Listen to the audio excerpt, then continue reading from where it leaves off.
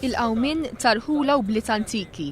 Dan huwa l-Festival Internazzjonali Marittimu tal-Isla li se jlaqqa' tradizzjonijiet Maltin ma' dawk barranin.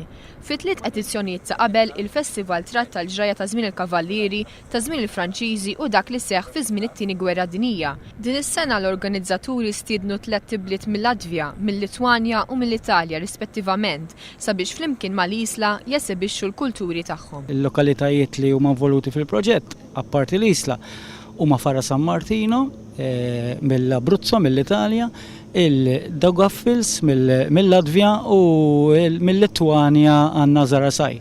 Ma' Zarasaj ġaħdimna fi proġetti oħra, volri nafu sewi xulxin. Fara San Martino għandna ġemellaġġ magħhom, l-Isla u Fara San Martino għadhom kemm għamlu ġemellaġġ sentej ilu, u l-Latvja permezz ta' il-ħbib tagħna minn Zarasaj sirna nafuhom ukoll f'attivitajiet oħra u wkoll allura ħassejna li għandna nistidnuhom għax propju kellhom daw il-problemi li kellna aħna fit-Tieni Gwerra Dinjija.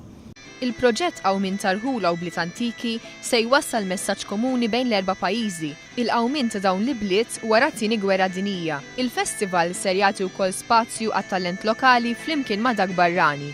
Is-Segretarju Parlamentari għall-Kultura u l-Gvern Lokali, José Herrera, qal li b'avvenimenti bħal dawn mhux biss nippromovu l-kunċett tal-kreattività f'pajjiżna, iżda wkoll nattiraw aktar it-turisti. Il-festival ser isir bejn it-12 u l-15 ta' Settembru.